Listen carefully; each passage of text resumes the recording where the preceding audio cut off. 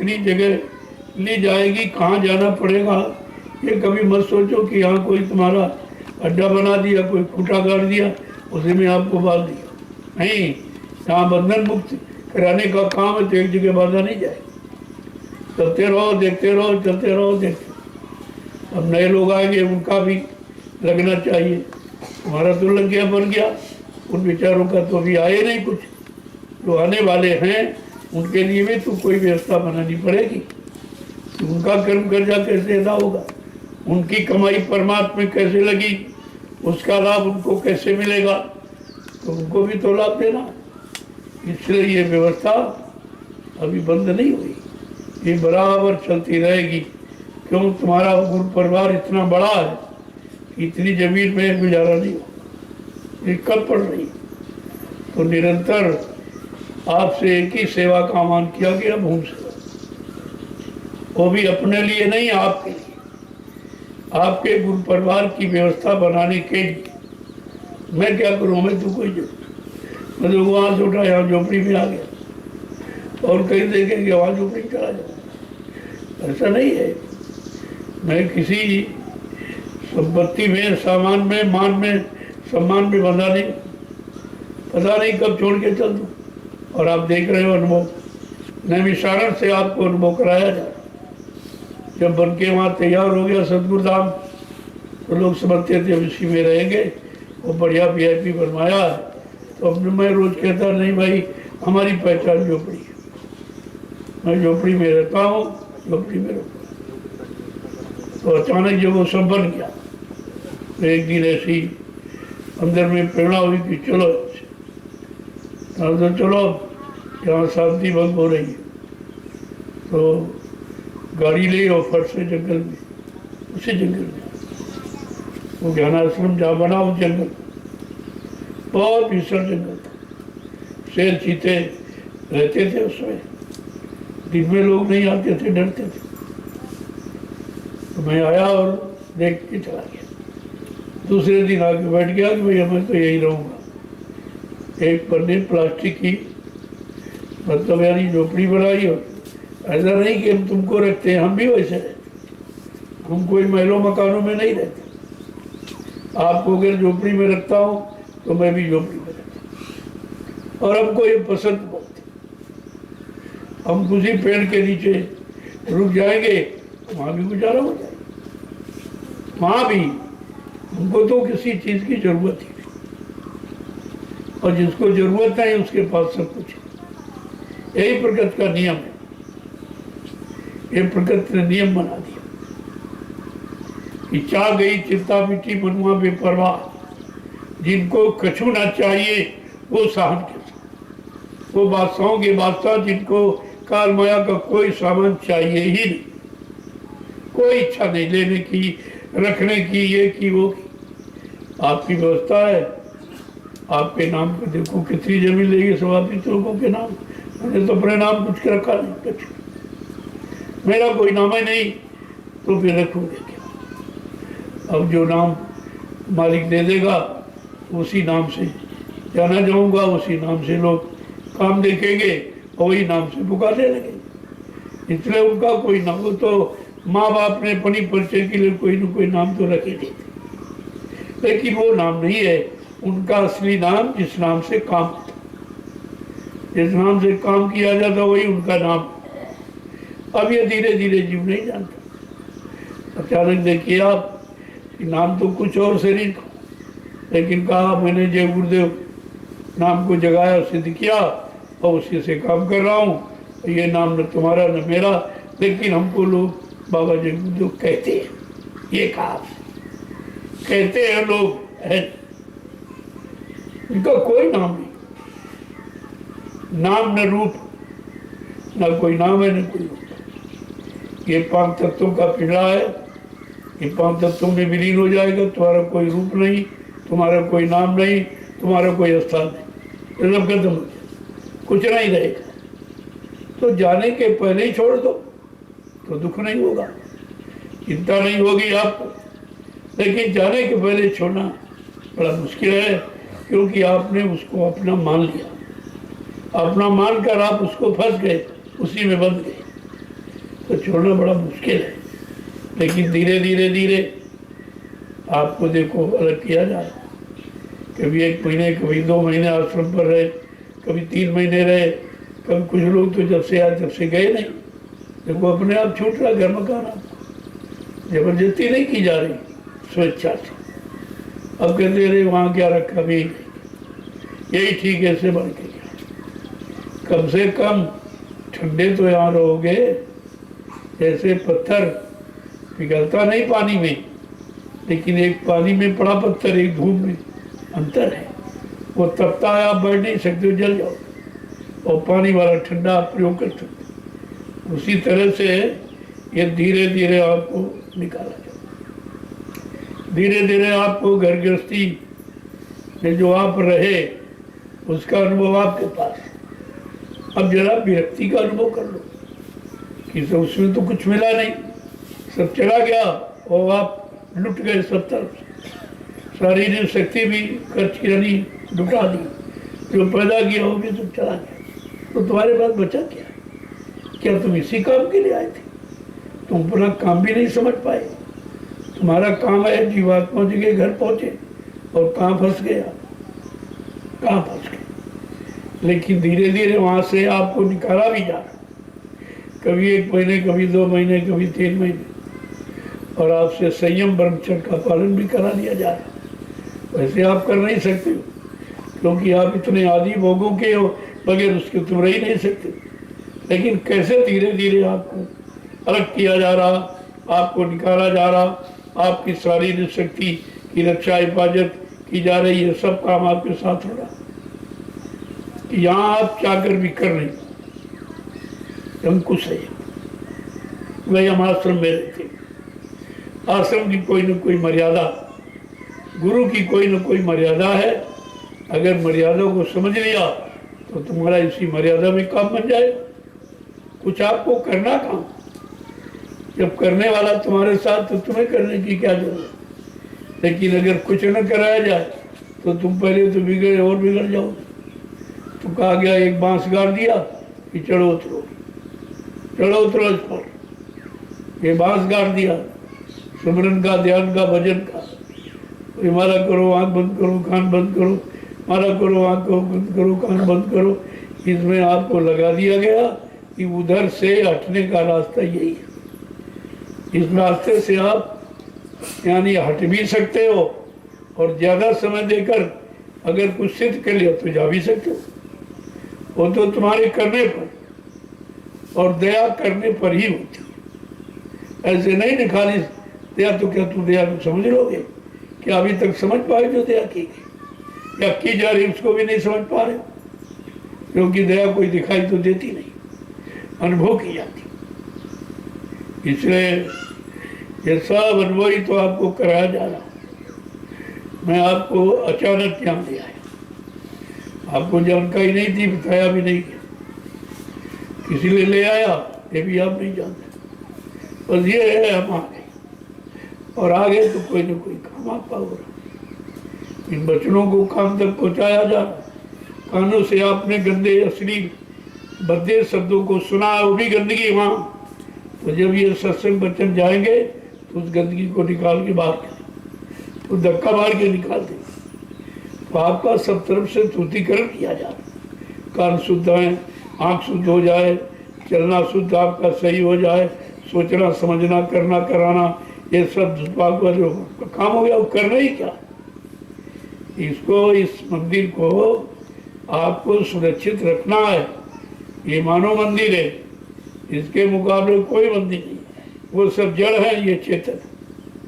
चेतन मंदिर केवल यही एक ही है, और चेतन मंदिर कहीं ना, वो मंदिर कहीं जा सकता, ना बोल के आपको बता सकता, ना कुछ उठा के दे सकता, ना आपका ले सकता, कुछ नहीं। क्योंकि चेतन लेने देने बताने का काम चेतन करता, जड़ नहीं। अब बेचारे जब चेतन मिला नहीं तो जड़ ही फंस गए, और इतना फंस गए कि वहां से हटना मुश्किल है। कहते नहीं, हमने भी पूजा नहीं की, हमने भी घंटी नहीं हिलाई, हमने शंख नहीं बजाया, हमने चंदन नहीं लगाया, इसलिए मेरे सब बेचारे फंस गए। लेकिन ये नहीं पूछा कि तुम कहाँ लगा रहे, तुमके कहाँ लगाना चाहिए। लगाने वाला कोई हो तब तो तुम्हारे लगाने का लाभ देगा। अब पत्थर में लगा रहे तो बेचारे वो क्या लाभ देगा। लेकिन तुम्हारी बुद्धि इतनी पत्थरी हो गई कि तुम अच्छी सच्ची आवाज समझ नहीं पा रहे हो, जड़ चेतन में अंतर नहीं समझ पा रहे हो। तो बिगाड़ा आपने बहुत, इतना बिगाड़ दिया, उसी बिगाड़ में फंसे हो। अब निकलना मुश्किल। जाओ उनसे पूछो कि भाई यहाँ आते हो तो कुछ मिला होगा। कल मिला क्या, फिर क्यों आते हो। आदमी कहाँ जाता, कुछ पाने के लिए जाता, खोने के लिए थोड़ी जाता। तुमको क्या मिला और कितने दिन से कर रहे हो, और जिसका कर रहे हो वही नहीं मिला। कि देवी देवता का नाम लेके आप पूजा पाठ कर रहे हो, यानी उसको बुला रहे हो। क्या कभी वो आया, क्या तुम्हारे बुलाने पर बोला, क्या तुम्हारी कोई मदद की? कहते कुछ नहीं। तो जब कुछ नहीं की तो छोड़ ही नहीं पा रहे। अब आप समझो, जब उसको नहीं छोड़ पाया तो ये चेतन को कैसे पकड़ेगा, चेतन में विश्वास कैसे करेगा, जबकि काम चेतन ही करता। जड़ तो कुछ कर ही नहीं सकता। जड़ माने मुर्दा, ये मुर्दा क्या करे। तो ये सब जानकारी सत्संग के माध्यम से यहाँ शुरुआत की गई। क्योंकि सत्संग पहले था नहीं, पहले कथा वार्ता सुनाई जाती थी शुभ कर्म करने की, और वो भी बेड़ी थी, वो भी बेड़ी ही थी। एक पाप बेड़ी, एक पुण्य की बेड़ी। और बेड़ी तो दुखदाई होगी, कोई हो, चाहे सोने की हो चाहे लोहे की हो, दुखदाई तो होगी। अब बेड़ी का भाव यानी नहीं रहा, और मतलब यानी अच्छा भाव कर यार बेड़ी सोने की तो है। अरे सोने की चांदी के लिए वो तो उतनी खलेगी जितनी लोहे वाली, उतनी ये खलेगी। बेड़ी तो बेड़ी है। इन बेड़ियों से तुम कैसे मुक्त हो, उसके लिए आपको सत्संग की महती आवश्यकता है। बगैर सत्संग के कुछ समझ में नहीं आएगा। और उतना सुनो जितना हजम कर सको, और मालिक से फरियाद करो कि हमको सद्बुद्धि सद्ज्ञान दे, आपके वचनों को समझने की, रखने की, और रखकर विश्वास करके उस पर चलने की। ये आपको फरियाद करनी चाहिए। तो जरा देखो कि महापुरुषों ने किसकी प्रार्थना करा, जड़ की कि चेतन की। प्रार्थना किसकी करो, जड़ की कि चेतन है भी नहीं मालूम। और वो पत्थर के सामने हाथ जोड़े खड़े, बेचारा देख भी नहीं रहे हाथ जोड़े कि नहीं जोड़े, क्या कह रहे, कुछ नहीं। ना उसके कान है, ना उसके आँख है, ना उसके पैर, ना हाथ है। आपने बना दी शकल, केवल शकल आपने बनाई है, लेकिन उससे वो कोई काम नहीं कर सकता। न काम कर सकता है, न तुमको काम करने की शक्ति कोई प्रेरणा दे सकता। तो महापुरुषों ने ये बताया कि भाई अब आपको प्रार्थना किसकी करनी, जिससे कुछ मिले। अगर देने वाला सामने है तो तुम्हारी फरियाद सुनेगा वो, और सुन करके आपको मेहनत के अनुसार आपका फल भी मिलेगा। लेकिन जो है ही नहीं वो क्या देगा। इतनी छोटी बात अभी तक ज्ञानी ध्यानी विज्ञानी ये सब आए, लेकिन इसी जड़ता में फंस के रह गए। चेतन की बात तो की नहीं, सब उसी की पूजा। रामायण कृष्णा देखो सब वही लिंग बना के पत्थर का लिंग बना दिया और कहा है भगवान शंकर। जब वो फंसा है तो तुमको कैसे निकालेगा। वो भी नहीं समझ पा रहा ये तो पत्थर है। पत्थर तो बोलता चालता कुछ नहीं, ना कुछ देता लेता। लेकिन जब वो तुम्हारा भगवान ही फंस गया तो बेचारा इंसान क्या करेगा। इंसान तो उसी भगवान के सहारे बैठा है कि भाई वो क्या कर रहे हैं, क्या बताएंगे। तो मतलब यानी तुम भी तुम्हारे जैसा भगवान है, वैसे तो कोई अंतर नहीं। कहा नहीं गंदा गुरु और बहरा चेला तो हुए नरक पर ठेली पे। गुरु गंदा है जिसकी दिव्य आंख खुली नहीं, और जो सुना रहा तो चेले की दिव्य कान खुला नहीं तो सुनेगा क्या। तो दोनों गुरु अंत बधिर कर लेखा, एक ने सुने एक नहीं देखा। काय अंधे बहरे की कथा कि ना उसकी आंख गुरु की खुली और ना उसने को देखा, तो वाणी से बयानी क्या करेगा, क्या सुनाएगा। पुस्तक को गुरु बनता है और चेला बह रहा है, दोनों झगड़ा हो रहा। वो कह रहा कि तुम्हारे पास ज्ञान नहीं था, नहीं जानते तो आप गुरु क्यों बन गए?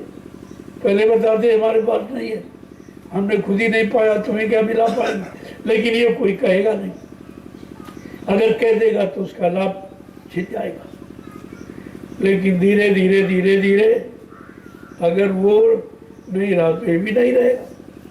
सुख सदा रहता नहीं तो दुख का भी अंत है। ऐसे नहीं सबका समय निश्चित निर्धारित है। अब एक खराब समय आ गया, ये भी नहीं रहेगा। अगर ना आए तो अच्छे खराब की पहचान है, आप क्या करो? अब आपको मालूम है कि कलयुग कितना खराब, ना कोई सुनने वाला, ना कोई समझने वाला, न न्याय करने वाला, न रक्षा करने वाला। अब आपको यहाँ चलना फिरना, उठना बैठना रहना बड़ा मुश्किल हो रहा। तब आप जानोगे काल कितना खराब था। अगर खराब ना होता तो संत महापुरुषों ने क्यों कहा मैं काल को भगाऊंगा, मैं कलयुग को भगाऊंगा, सतयुग को लाऊंगा? ये क्यों कहा? अगर इस बात पर लोग थोड़ा विचार करते, लेकिन ये विचार किसी में ही नहीं। वो ये भी नहीं समझते कलयुग है क्या, वो जाएगा कैसे, और सतयुग क्या है, कैसे आएगा। है तो हमारे आपके अंदर ही, कहीं से ले आना नहीं है, सब अंदर आपके।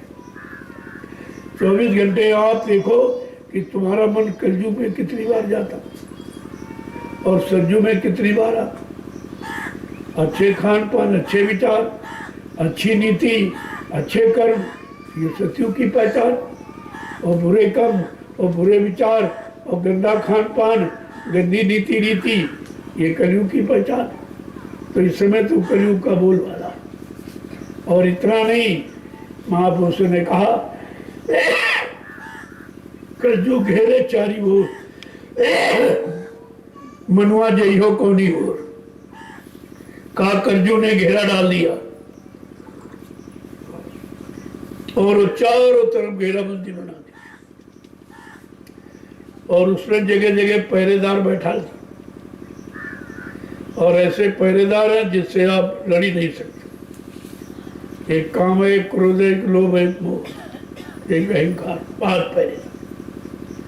और ये पांचों का तुम कुछ नहीं कर सकते। तो फिर जीव कैसे निकलेगा? जाल भी बनाया और जाल में भोगों का दाना डाल दिया। उसी भोगों के दाने के लालच में तुम जाल में फंस गए हो, और उसने पहरा भी लगा दिया जबरदस्त, काम क्रोध लोभ मोह अहंकार का, और तुम किसी को परास्त नहीं करते। काम तो तुमको मिनट में चकनाचूर कर दे, इतना खराब कर देगा, उसके अलावा तुम्हें कुछ दिखाई नहीं देगा। माँ बहन बेटी बहू की पहचान भी खत्म कर देगी। इतना जबरदस्त है काम, और ये सारा खेल है काम का, पूरी सृष्टि काम की। अगर काम न होता तो सृष्टि नहीं बनती। तो उसने अपनी सृष्टि को बनाने के लिए काम का प्रयोग चलो ठीक किया, लेकिन अब वो फंसाने का काम उसी से ले रहा, उसी में सब जीवों को फंसा रहा। और आप फंस गए तो निकल भी नहीं सकते। जब तक आपको शरीर का अनुभव नहीं तब तक आप निकल नहीं सकते। तो शरीर का भी अनुभव आपको कराया जा रहा है। कहा ये शरीर क्या है? कहा ये क्षणभंगुर है। जल बिंदु की सदस्य क्षणमात्र में विलीन हो जाता, रोते प्रायश्चित करके आप रह जाते, कुछ नहीं करते। अगर तुम्हारा होता तो शरीर पर अधिकार होता, कैसे कोई लेके जा रहा बिना बताए? और किसी ने कोई वारंट है, कोई खबर संदेशा दिया नहीं, और आया कहते चलो खड़े करो, अब तुम कुछ बोल भी नहीं सकते। सर्वप्रथम उसने आपकी जबान बंद कर, जबान बंद हो गई, आप कह नहीं सकते। कान बंद किए, आप सुन नहीं सकते। आंखें बंद कर दी, आप और किसी को देख ही नहीं सकते। अब काल सामने खड़ा है, तुम्हारे सीने पर लात रखता, कहता चल निकल के, तूने वादा किया था कि मैं प्रभु का भजन करूंगी दिन रात, तूने तो कुछ किया ही नहीं, चल इधर से। तो मारते पीटते घसीटते। ये घटना केवल उसी को दिखाई देगी जिस पर बीत रही। ऐसा उसका खेल है कि ये घटना दूसरे दिखाई देगी तो वो मदद करेगा, वो किसी को देखने ही नहीं देगा। और मार रहा है और पीट रहा है, वो बेचारा आंसू गिरा रहा, लेकिन जवान उसने पहले बंद कर दी। तुम कुछ कह नहीं सकते, तुम कहने के लायक ही नहीं, तुमने कोई कहना कोई वचन माना नहीं, अब तुम किससे कहोगे, कौन तुम्हारी मदद करेगी। ये स्थिति रोज आप देखते हो। जिसका समय पूरा हो जाता है वो बेचारा कुछ नहीं बताता, तो बस आँख से आंसू आते हैं तो समझ लो कोई मार पड़ रही इस पर कर्मों की। जो कर्म किए और जो आत्मिक कर्म करना चाहिए, जिसका वादा किया गर्भवास में और भूल गया कि दिन रात में भजन, अब प्रभु कृपा करो यही भांति और सब तज भजन करब दिन राती, ये वादा। इस वादे को तो बिल्कुल भूल ही गई कि दिन रात प्रभु का भजन करूंगी, और यहाँ शुरुआत भी नहीं की। यहाँ तो शुरुआत भी नहीं की है, तो फिर तुमने जब उसका कहना नहीं माना है, और तो तुम्हारी यहाँ कौन सुनेगा।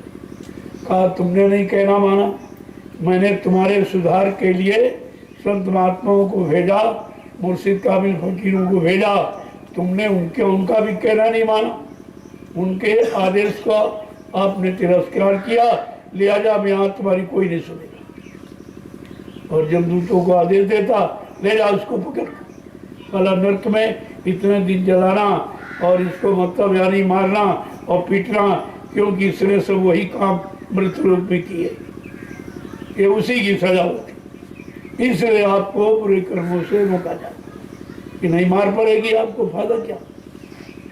तो अच्छे कर्म करो, तो ऐसे अच्छे परमार्थी कर्म करा के तुम्हारे बुरे किए हुए कर्मों की भी अदायगी करा दी जाए, जो कामयाब किसी ने नहीं की, वो भी तो आपका साथ में जुड़ा हुआ। क्योंकि यहाँ परमार्थी सेवा कोई जानता नहीं। जब तक संत महापुरुषों के परमार्थी वचन हम आप नहीं सुनेंगे, तब तक परमार्थ शब्द का अर्थ ही नहीं समझ पाएंगे कि वास्तविक अर्थ इसका क्या, कितना बड़ा इसका लाभ है और कितने युगों तक लाभ चलेगा। परमार्थी सेवा, परमार्थ का अर्थ ही बहुत बड़ा। तो हमें आपको मालिक से यही प्रार्थना करनी कि सद्बुद्धि सदज्ञान दो, हम सब अच्छे काम में लग जाए, बुरे काम से हमारा मन हटा दो। जब सेवा में लग जाओगे तो धीरे धीरे कर्मों का ख्याल ही खत्म हो जाए। आप ये छोड़ दो कितना खराब हो, गई सो गई और रही वो संभालो। जो समय वक्त घड़ी चला गया, खराब हो गया, कुछ भी कहा, उसको भुला दो।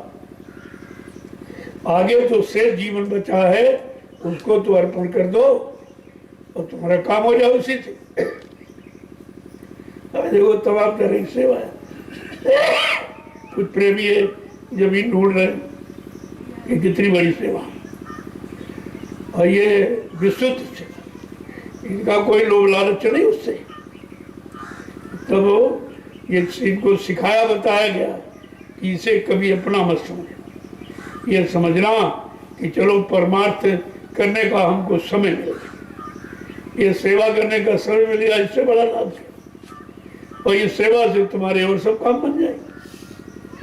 जो काम तुम करके नहीं बना पाए वो तुम्हारा सेवा से हो जाएगा, उसकी चिंता मत करो।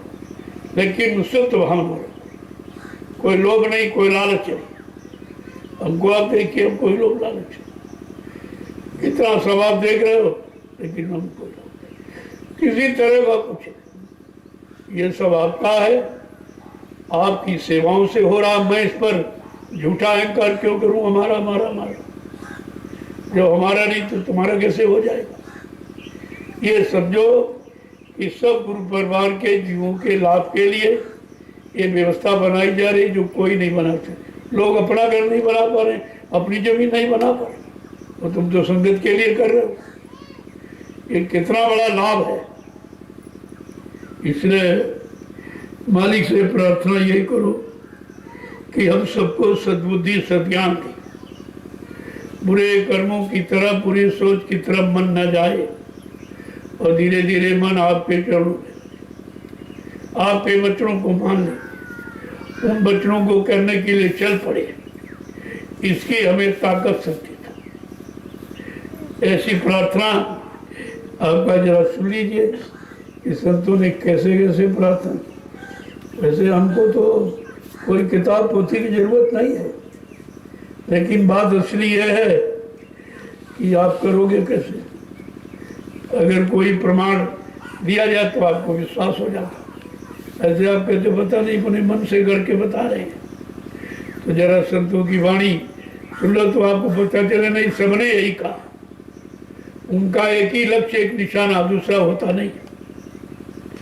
तो क्या कह रहे हैं कि सतगुरु मेरी सुनो पुकार, सतगुरु मेरी सुनो पुकार, सतगुरु मेरी सुनो पुकार। मैं तेरत बारंबार, मैं तेरत बारंबार। सतगुरु मेरी सुनो पुकार, सतगुरु मेरी सुनो पुकार। कहते मेरी पुकार, मेरी अंदर की भावना आप सुनो। मैं अंदर की शुद्ध भावना से, आत्मा से ये भीख मांग रहा हूँ और बार बार पुकार गुहार लगा रहा हूँ कि मेरी एक बार सुन लो। एक बार का मतलब इस जीवन में ये एक ही बार मानो तन मिला, ये बार खत्म न होने पावे, खराब न होने पावे। आप मेरी पुकार सुन लो और मेरे इस शरीर में रहने वाली जीवात्मा दोनों का काम बना। आगे क्या करें कि दूर मति मेरी दूर निकालो, दूर मत मेरी दूर निकालो, दूर मत मेरी दूर निकालो, दूर मत मेरी दूर निकालो। मुझको चरण कमल में लगा लो, मुझको चरण कमल में लगा लो, मुझको चरण कमल में लगा लो, मुझको चरण कमल में लगा लो। सतगुरु मेरी सुनो पुकार, सतगुरु मेरी सुनो पुकार। दुर्मत माने बुरे विचार, जिससे दुर्गति होती है शरीर और आत्मा दोनों, उस दुर्मत से मैं दूर रहता, क्योंकि मुझे तो निकलना नहीं मालूम है, मुझे तो फंसना मालूम है। वो फंसते रहे और आज भी फंसे पड़े। इसलिए आप हमारी दुर्मत, बुरे बुरे विचार, बुरी मत, यानी मन बुरे कामों की तरफ न जाए, बुरी सोच को भी ना सोचे, क्योंकि 3 तरह से बुरे कर्म होते हैं, मनसा वाचा कर्मणा। मन से, वचन वाणी से और बाद में इंद्रियों का तो बात नहीं। पहले मन शुद्ध करो, किसी की कोई निंदा आलोचना बुराई ईर्ष्या राग द्वेष ये न करें। ये गंदगी है मन को यानी खराब करने वाली। काम को इससे दूर कर दो और अपने चरणों में लगा, और कहीं नहीं, संसार के किसी साधन में नहीं, अपने चरण कमल की छां में बैठा लगा लो, हमारी दुर्मत ठीक हो जाए। आगे क्या कह रहे हैं देखो, एक एक वचन पर विचार करो आप कि मोहि भोजल से पार उतारो, भोजल से पार उतारो, मोहि भव जल से पार जल से पार उतारो। मेरी पड़ी नैया मझधारो, मेरी पड़ी नैया मझधारो।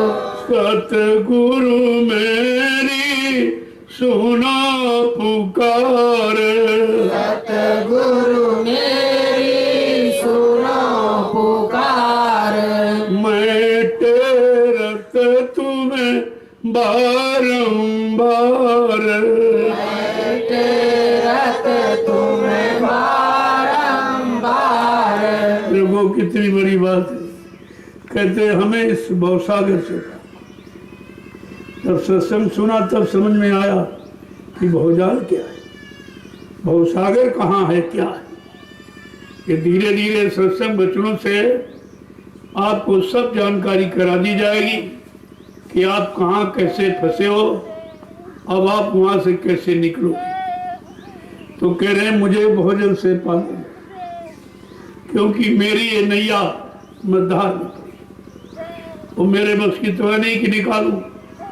आप दया कृपा मेहरबानी करके मेरी इस भवसागर में पड़ी नैया को किनारे रखो। आगे क्या कह रहे हैं देखो,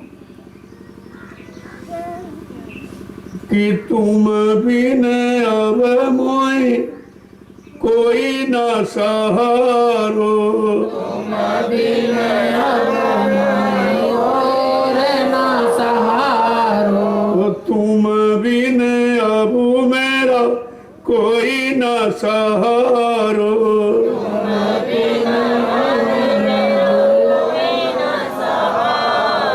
अपना कर अब मुझे संहारो, अपना कर अब मुझे संभालो। सतगुरु मेरी सुना पुकार,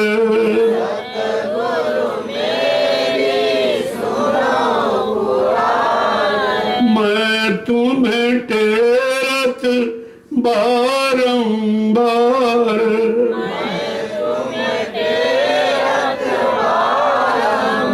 ऐसे मैं चारों तरफ देख लिया, मेरा कोई सहारा नहीं है।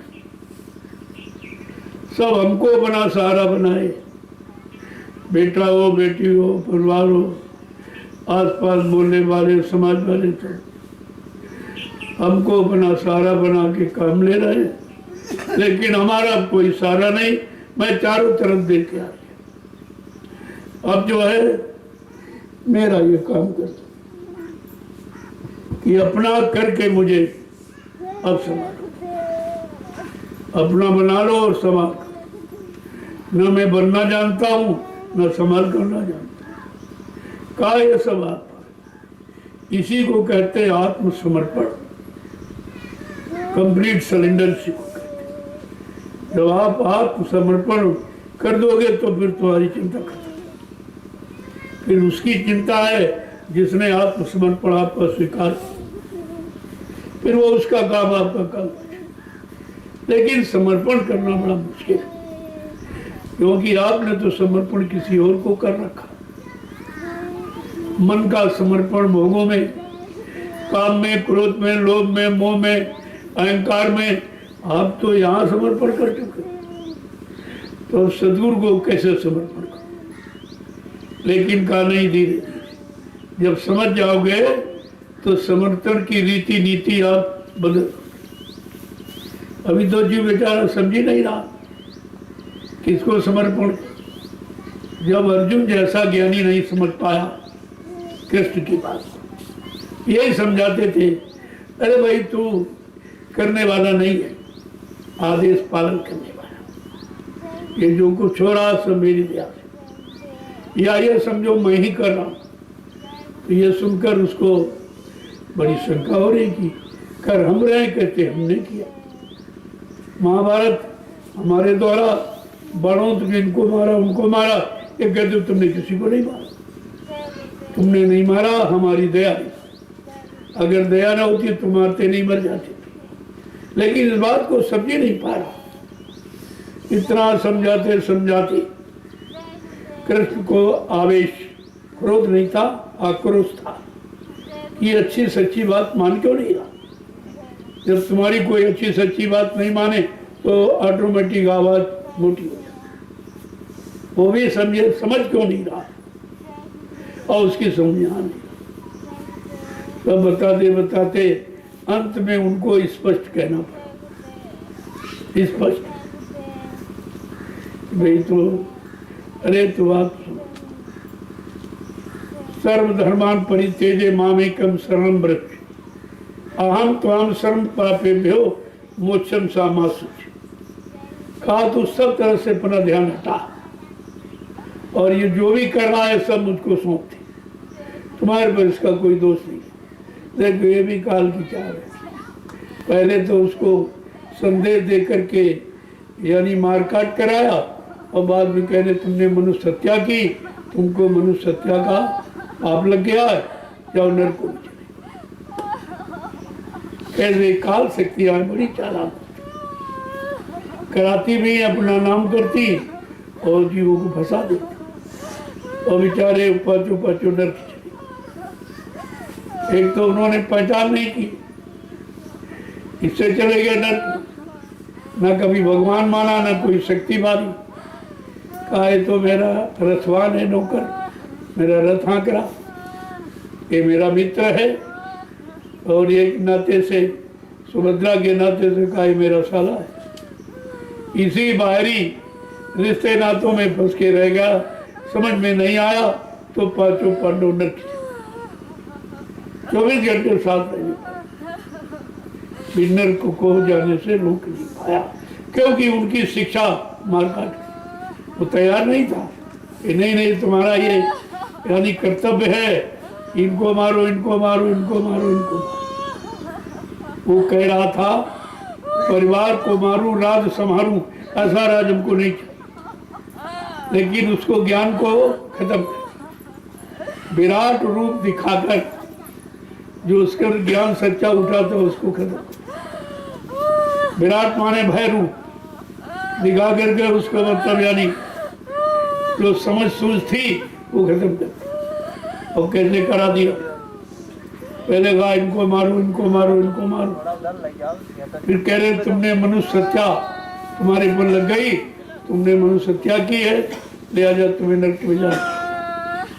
और वो खुद ही नरक में गए। उनको भी बहेलिये ने तीर मारा, मर गए। उनकी भी तो हत्या की गई।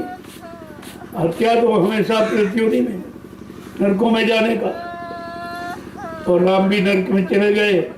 उन्होंने देखा कि अब उनको चिंता हो गई, हमने तो बेगुनाह लोगों को मार दिया।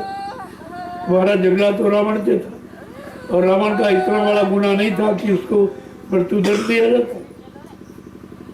तो मतलब यानी ये सब प्रायश्चित जब उन्होंने किया तो उनको यही निर्णय मिला कि हमने जो किया हम उस शरीर को उसी तरह, वो भी यमुना में डूब के मर गए। वो डूब के मर गए। यहाँ लोगों ने मुझे सम्मान नहीं लेगा, उन्होंने जल समाधि ले ली। कहा जल समाधि ले ली, वो बेचारे मर गए। ये काल भी अपने आप को नहीं बचा पाया महाकाल से। काल से बड़ा महाकाल है और उसी ने इनको भेजा और उससे भी ये बच नहीं पाए, भी उसी में चले गए। इन शक्तियों का जब इतिहास पढ़ोगे तो आपको बड़ा ताज्जुब होगा कि बहुत फंसा के रखा गया। भगवान कह के इन्हीं में लोगों को फंसा दिया, बांध दिया और ये भगवान भी उनको चले, ये भी मारा गया। भगवान का मतलब भागवान, भाग्य का वान माने निर्माण करने, जो भाग्य का निर्माण कर दे। इन्होंने तो लोगों के भाग को खत्म कर दिया, मार दिया। तो इनको भगवान कैसे कहा जाए? ईश्वर तो सभी लोग जिनमें स्वर हो, जो बोलता उसको ईश्वर कहते। परमात्मा जिसकी आत्मा यानी मतलब परम पवित्र पाक साफ होकर निकल कर अपने घर पहुंच गई मालिक के पास, तो परमात्मा। इसलिए इनका शब्द सबसे और ये प्रभु इन सबसे। प्रभु पर कोई चीज लागू नहीं होती, वो सर्वशक्तिमान है और वही सबका कर्ता धर्ता। सारे लोगों का मालिक हो। आज आवश्यकता पड़ गई कि मालिक को खुद आना पड़ा, खुद व्यवस्था बनानी पड़ी। अब जब मालिक कभी आया नहीं, उसका इतिहास नहीं, जानकारी नहीं, तो लोग पहचान नहीं पाए। अभी पहचान नहीं है, अभी पहचान लोगों को नहीं है कि प्रभु किसे कहते। प्रभु पर माने दूसरे के उपकार परोपकार के लिए, भू माने जमीन धरती पर आया है मालिक, उसको पहचानो, वो तुम्हारा काम करेगा। और वो किसी से करवा दे उसकी मौज है। पहले भी कहा किसी मनुष्य पोल पर बैठकर मैं तो तुम्हारा काम कराऊंगा, और वो पोल मेरा ही पोल है। कहते वो घर खास खुदा का है, वो मेरा ही घट है। वैसे सब घट भीतर साइया सुनी से जन कोय, और वाह घट धन सराहो जागत प्रगट। सब घट में मेरी जीवात्मा है, लेकिन वो घट धन्य है जिस घट से मेरा आत्मिक संदेश प्रसारित होता। वो घट मेरा ही घट। देखो आगे क्या कहते कि मैं कपटी कुटिल खल कामी, मैं कपटी कुटिल खल कामी, तुम दाता अंतरयामी, दाता अंतरयामी, तुम दाता हो अंतरयामी, तुम दाता हो अंतरयामी।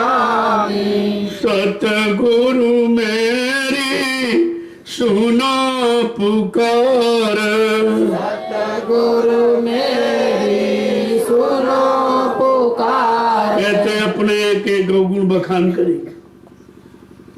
भली बुरी खोटी खरी गुरु आगे सब खोल। जब खोल दोगे सब, तुम्हारा कुछ नहीं, तुम्हारा दोष खत्म हो जाए। लेकिन तुम छिपाते रहते हो गुरु को, यही तुम्हारी सबसे बड़ी कमी। जैसे बीमारी को छिपाओ डॉक्टर वैद्य से, तो कभी ठीक नहीं होती। बीमारी जैसे डॉक्टर वैद्य से छिपाई नहीं जाती, ऐसे कर्मों की गंदगी गुरु से छिपाई नहीं जाती, क्योंकि वो सब कुछ देख रहा है। तब आप छिपाओगे क्या? और सब कुछ जान रहा तो तुम बताओगे क्या? लेकिन तुम बताते भी हो और सुनते भी हो। तो कह रहे मैं इतना कपटी हूं, कपट करने वाला, कि आपसे कपट किया और अपना काम बनाने के लिए झूठ बोला। लेकिन वो भी झूठ साथ नहीं गया, कपट किया उसका तो भोग बन गया, और वो साथ नहीं गया जिसके लिए कपट किया। शरीर के लिए आप सब कुछ करते, शरीर को खिलाने पिलाने सजाने में सारा समय आप नष्ट करते हो, और ये तुम्हारा है नहीं। एक दिन इससे भी आपको नाता रिश्ता हटाना पड़ेगा, क्योंकि ये शरीर आपका नहीं है, ये आपको जीवात्मा के कल्याण के लिए दिया गया। किसी की दी हुई वस्तु पर आपको कोई अधिकार नहीं। जब चाहेगा तब ले लेगा, और हो भी रहा फिर भी नहीं समझ रहे हो। किसी की पत्नी छीन ली, किसी का पति छीन लिया, किसी का बेटा बाप भाई छीन लिया, आप रोते रह जाते हो। अगर ये तुम्हारे होते तुमसे पूछ के जाते, या चले गए थे कोई चिट्ठी भेजते आप। आज तो किसी की चिट्ठी आई नहीं।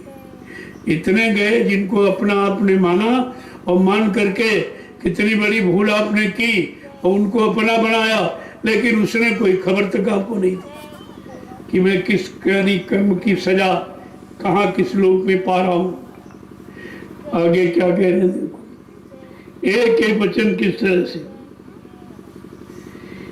कि मैं दीन दुखी अतिशय भारो, मैं दीन दुखी अतिशय भारो, मैं हूँ दीन दुखी अति भारो, मैं हूँ दीन दुखी अति भारो, जब चाहो तब मुझे निकारो, जब चाहो तब मुझे निकारो।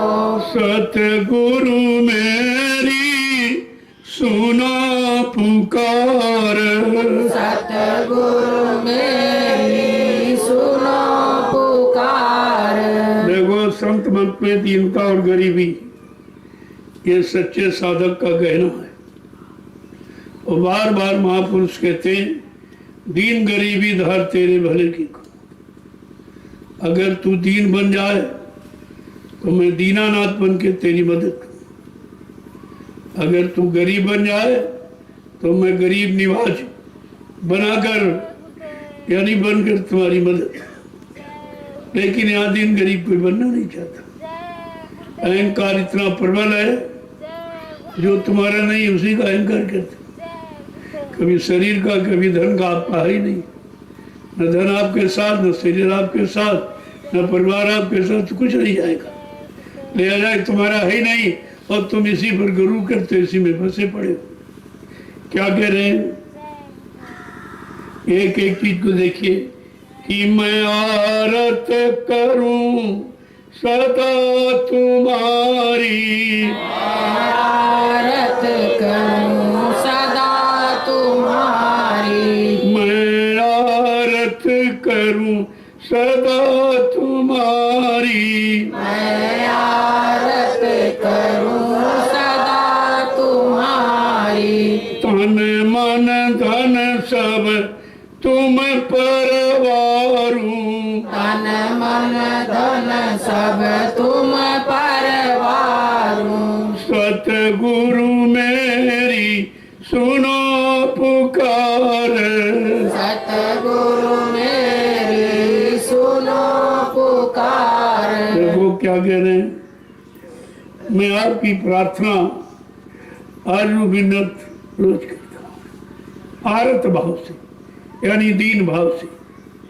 अहंकार कोई स्वार्थ लोभ लालच के भाव से नहीं, दीन भाव से मैं तुम्हारी आरती करता हूँ। और ये तन मन धन जो एक फंसने का आधार बना दिया काल, मैं यही आपको अर्पण करता हूँ। जब मैं अर्पण कर दूंगा फिर फंसूंगा किस? लेकिन वो जवान से कहते हैं, अंदर से कहते हैं सब तेरा क्या लागे मेरा, और देने के लिए रुपया भी नहीं, 1 रुपया भी। दुनिया में जाते हो कितना खर्च कर, यहाँ बड़े बड़े दुखी मरीज आए, डॉक्टरों को लाखों रुपए दे किया, यहाँ 10 रुपए देते। जहाँ से काम संभाल होना वहाँ 10 रुपए। अरे यहाँ जितना ज्यादा दोगे उतना ही परमार्थ तुम्हारा लग जाएगा। यहाँ कौन लिया जाता? ये लिया नहीं जाता, आपका परमार्थ में लगाया जाता, क्योंकि तुम परमात्मा में लगाना जानते नहीं और उस लाभ से आप वंचित रह जाते हो। तो आगे समझा के क्या कह रहे थे? अब मिला सहारा मोहि तुम्हारो, अब मिला सहारा मोहि तुम्हारो।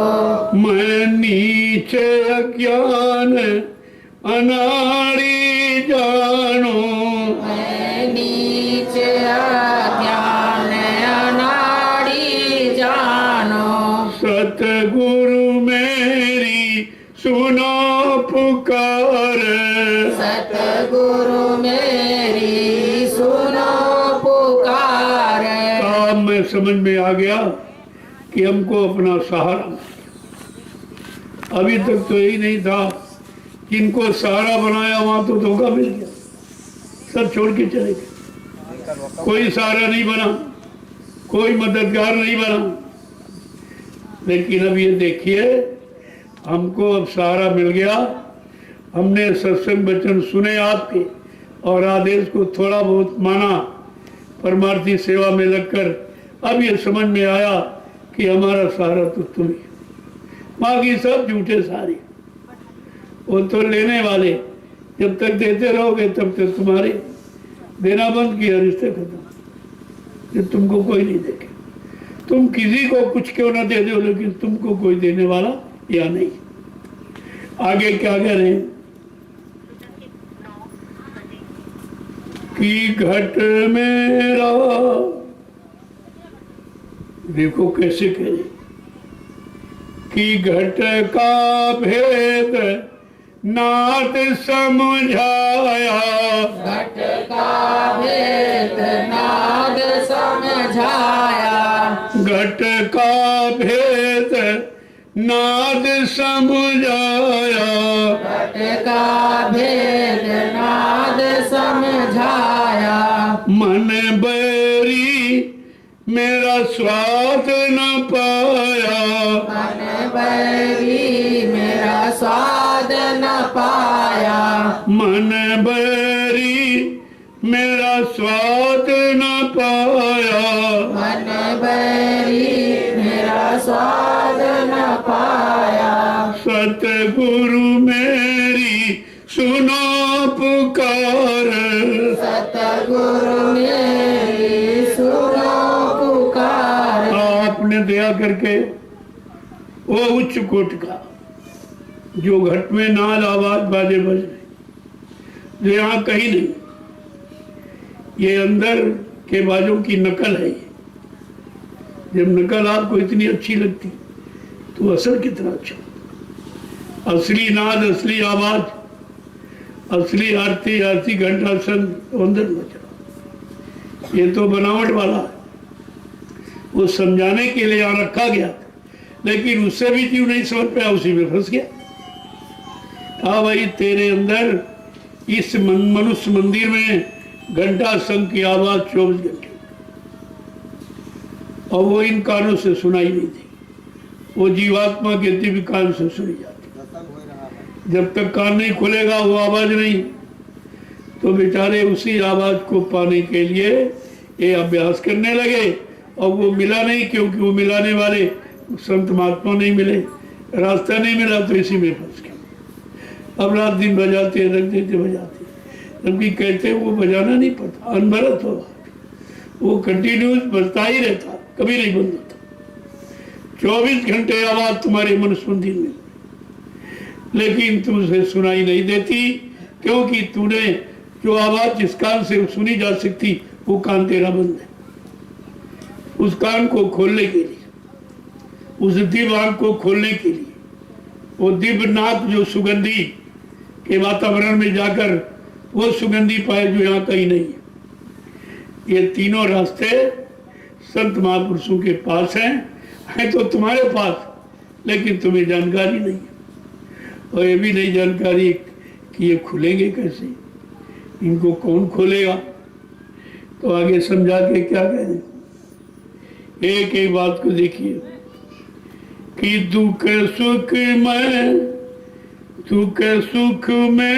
मैं बहुत भर माया, दुख सुख में बहुत भर माया, दुख सुख में मैं बहुत भर माया, दुख सुख में मैं बहुत भर माया, जैसे और मान बड़ाई चाहा, जग मान बड़ाई चाहा, जग में मान बड़ाई चाहा, जग में मान बड़ाई चाहा। एक एक कमी अब बताएंगे।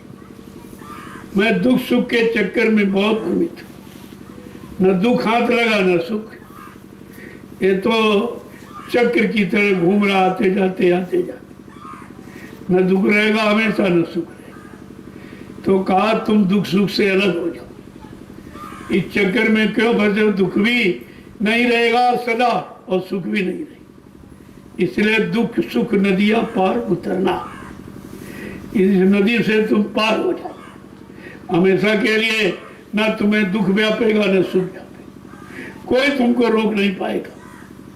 और यही दुख सुख का ही बंधन है, चाहते हो सुख और पहले मिल जाता दुख, दुख तो पहले मिल जाता।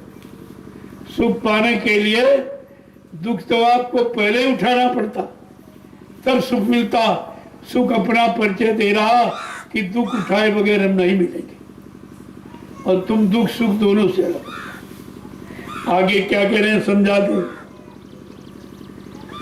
कि उलटू मैं इसको क्यों करूं, उलटू मैं इसको क्यों करूं, उलटू मैं इसको क्यों करूं, उलटू मैं इसको क्यों करूं, बिन दया तुम्हारी सतगुरु, बिन दया तुम्हारी सतगुरु, सतगुरु मेरी सुनो पुकार, सतगुरु मेरी सुनो पुकार। कहते हैं इस स्थिति को कैसे उल्टूं, कैसे इसको उल्टूं, क्योंकि मैंने तो इसको अच्छा सच्चा समझ कर, लेकिन जब तक उल्टेगा नहीं। देखो वाल्मीकि ने उल्टा था और लिख के बताया भी कि उल्टा नाम जपत जब जाना, और वाल्मीकि वही ब्रह्म।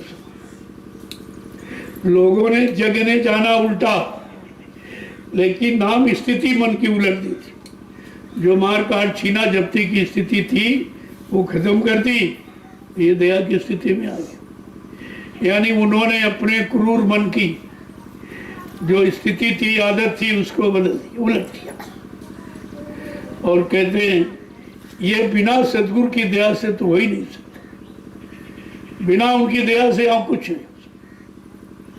और उनकी दया जो हो रही तो लोग समझ नहीं पा रहे, क्योंकि दया तुम्हारे पर कभी किसी ने की नहीं, तो दया की पहचान भी आपको नहीं।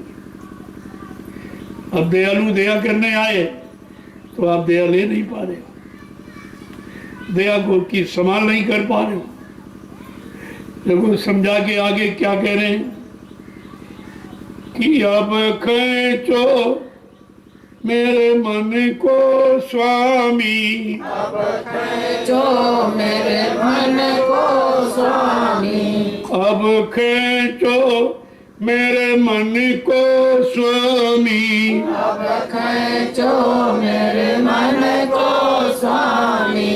मैं विनय सुनाऊं सब विधि तुमको, मैं विनय सुनाऊं सब विधि तुमको, सतगुरु मेरी सुनो पुकार, सतगुरु मेरी सुनो पुकार। मैं टेरत तुम्हें बारंबार, मैं टेरत बारंबार। आप मुझको खींचो, क्योंकि डोरी तुम्हारे हाथ में है, आप खींचे हो। खींचना मालूम है आपको, और खींच करके कहाँ ले जाना पहुंचाना वो भी आपको मालूम।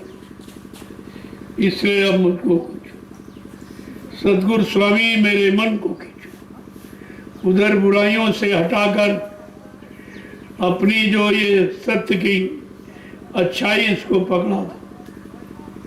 और कहते कि मैं विनय सुनाऊं, अब मेरी यही विनय आपसे है कि मेरे मन को ठीक करो। सारा करता धरता मन ही तो है, यही करवाता है, ये सलाह देता है, अच्छे काम की सलाह देता, बुरे काम की सलाह, और उसी अच्छे बुरे सलाह से जो आपने कर्म किया उसी में फंसा देता है। ये मन भी तुम्हारा नहीं, ये भी धोखेबाज है, इसकी भी बात मत मानिए, ये भी आपको नर की तरफ ले जाता है। जब तक सदगुरु की दया में ये नहीं जाएगा और वचनों से सुनकर अपने आप को पाक साफ निर्मल नहीं करेगा, तब तक ये तुम्हारी मदद नहीं करेगा। ये तुम्हारा शत्रु ही, बड़ा बैरी है मन घट में, इसी को जीतना कटना। संतों का सबसे बड़ा बैरी दुश्मन तुम्हारा मन है, लेकिन तुम ये कभी नहीं कहते हो कि मनी हमारा खराब, मनी हमारा दुश्मन। यही तो दुश्मन की बात बताता है, ये दुश्मन, अड़ोसी पड़ोसी खराब, ये खराब, ये खराब। आप कभी ये नहीं कहते कि हमारा मन ही खराब। ये खराबी क्यों सोचता, ये खराब की तरफ क्यों ले जाता, इसके अंदर खराब काम करने की भावना प्रेरणा हमेशा क्यों रहती और हमेशा इसे यानी पाप कर्म में लगाता रहता। तो कहा कि गुरु का ध्यान कर प्यारे, बिना इसके नहीं छूटना। अगर ये छुटकारा चाहते हो तो गुरु का ध्यान।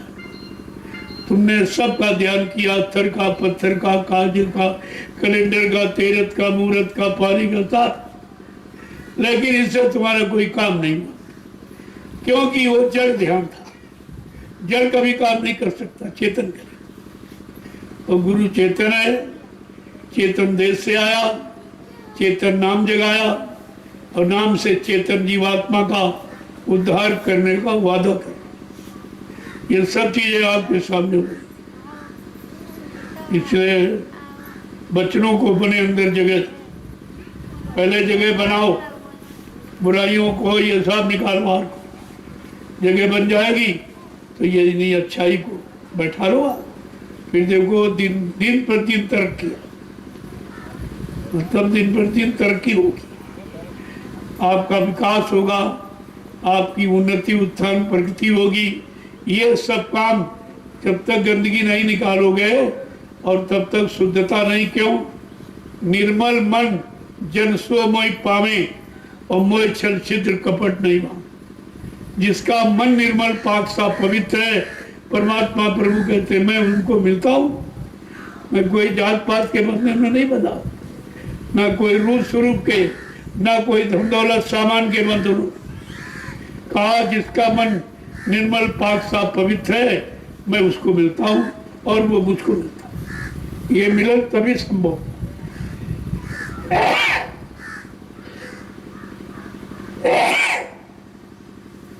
इसलिए प्रेमियों एक एक वचन को संभाल, तभी अब आपका बहुत थोड़ा समय लिया और वो भी एक खास सत्संग।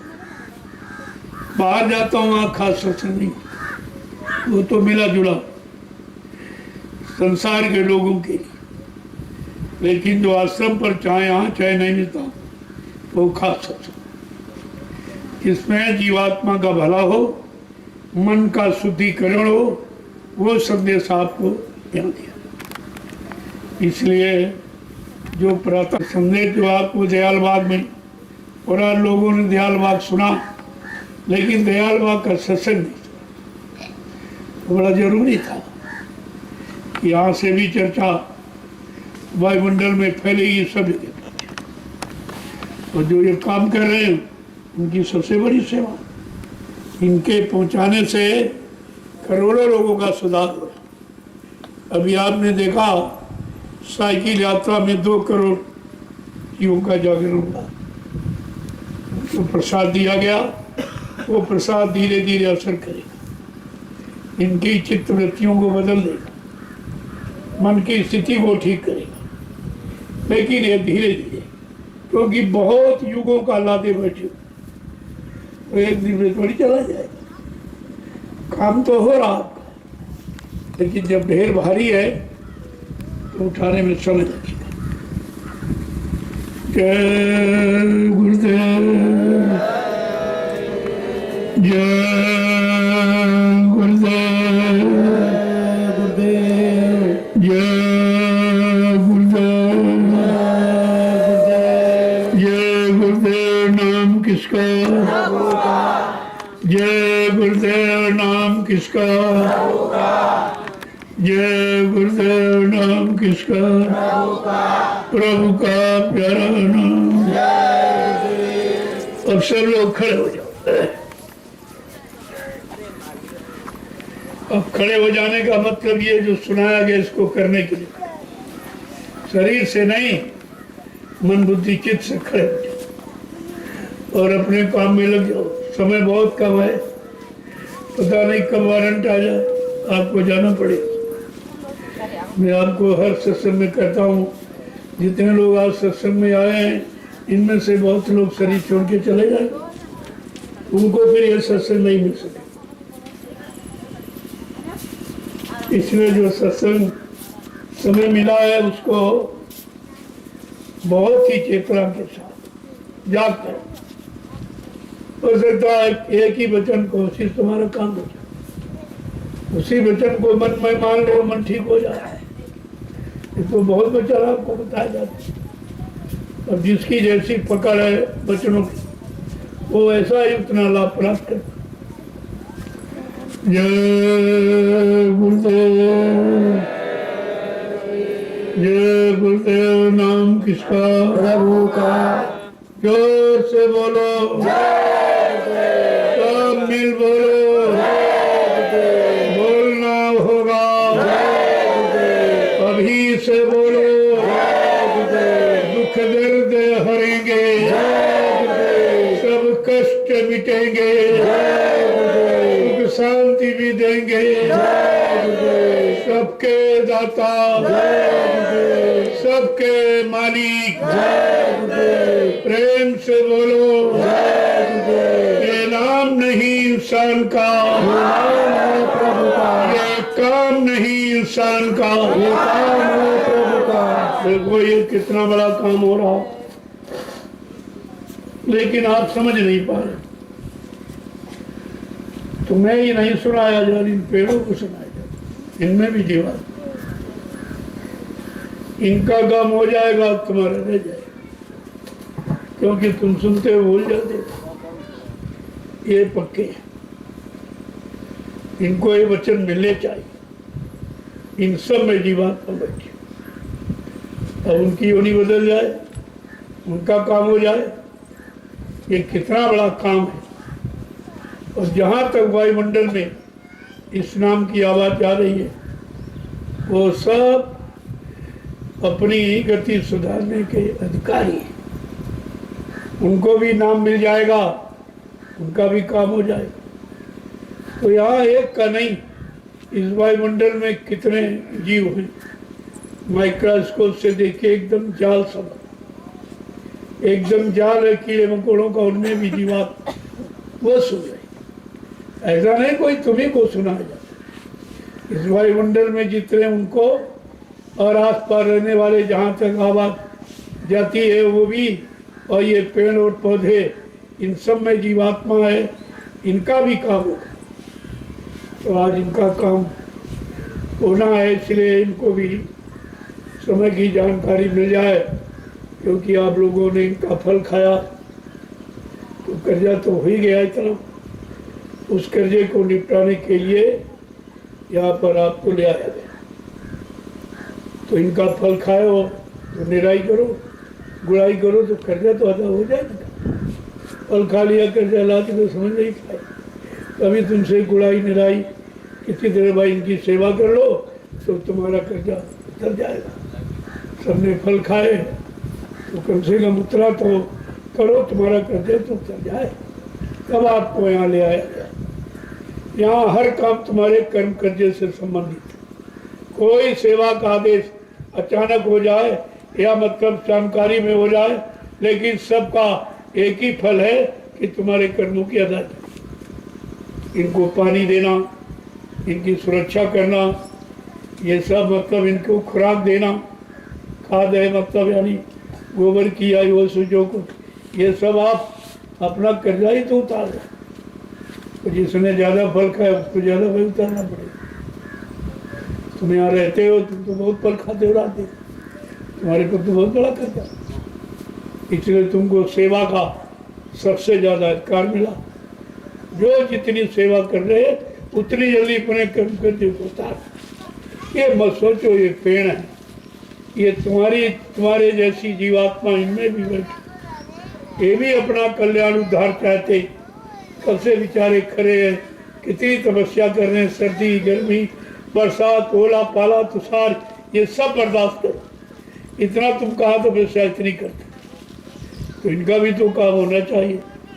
और तपस्या करके फल आपको देते, तो इनकी तपस्या का कितना बड़ा भार तुम्हारे, और फल खाने का कितना बड़ा कर्जा।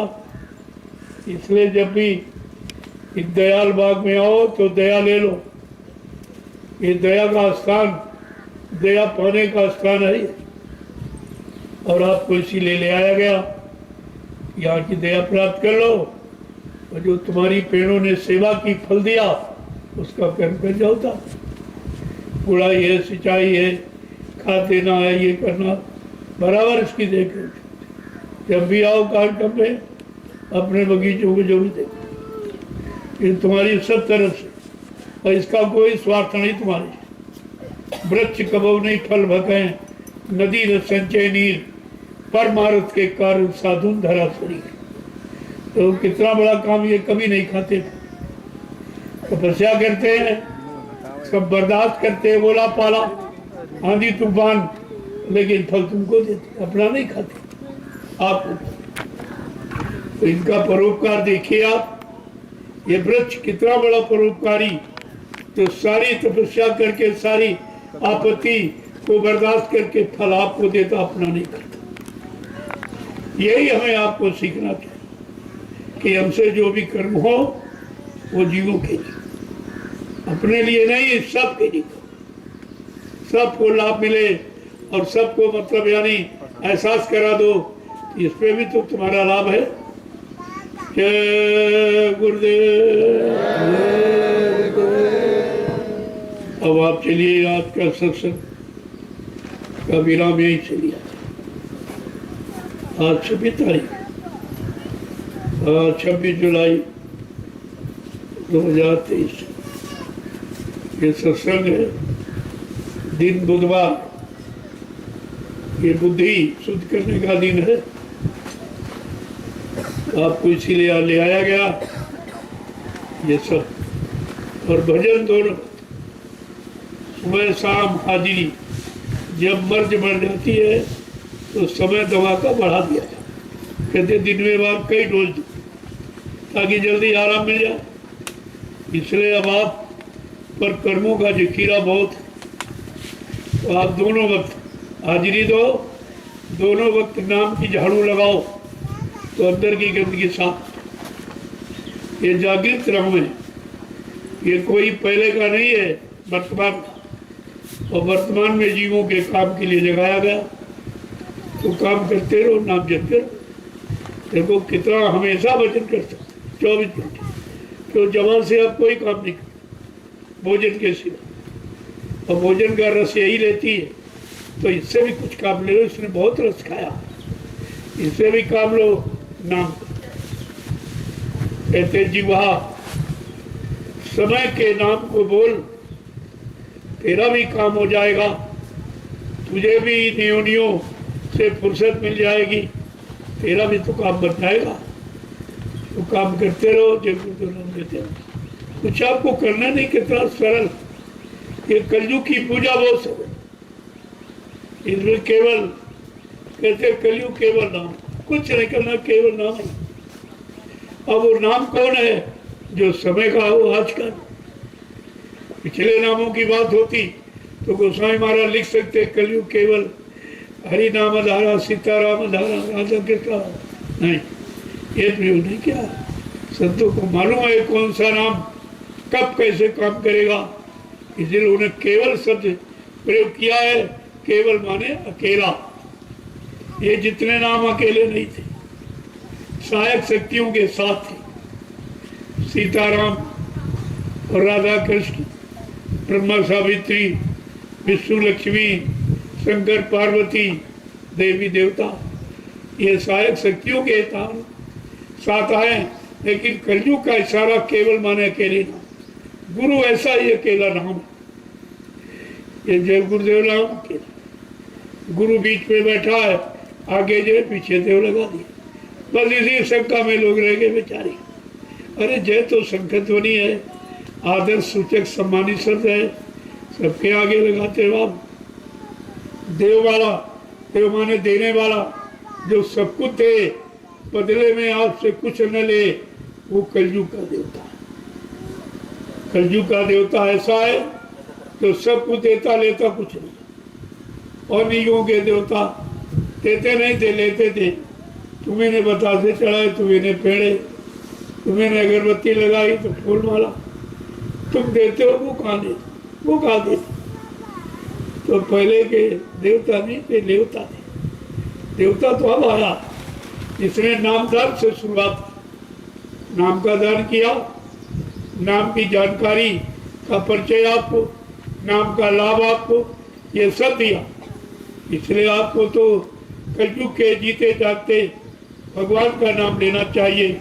वो आपके भाग्य का मान माने निर्माण कर देगा, तुम्हारा भाग्य ही जगा देगा और तुमको तुम्हारी जीवात्मा को तुम्हारे घर पहुंचा देगा।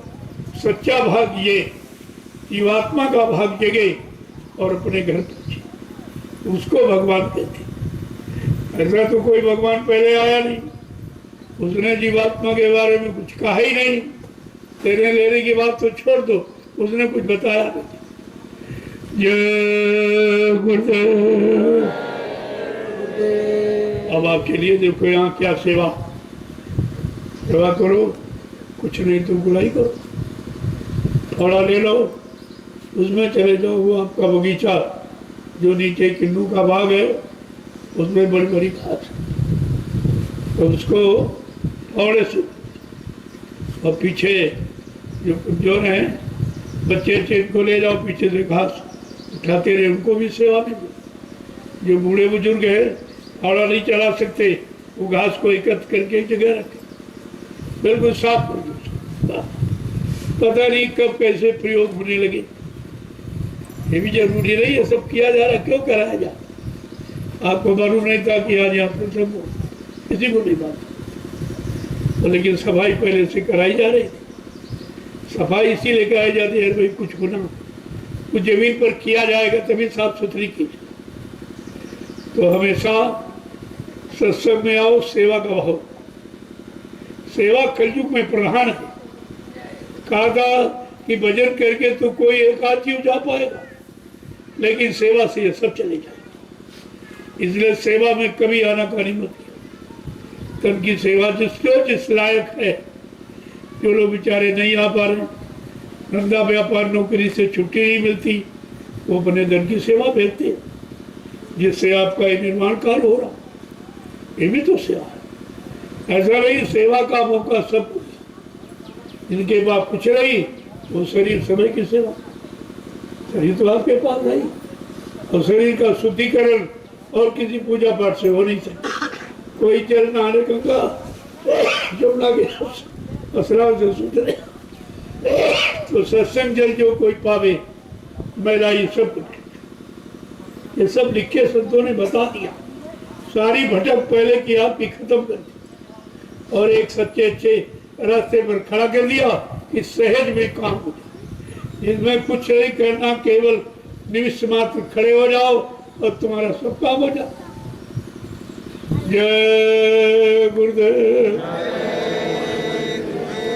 जय गुरुदेव। अभी नाश्ता वास्ता कर लो, आ गया हो तो आने वाला होगा, सब लोग नाश्ता।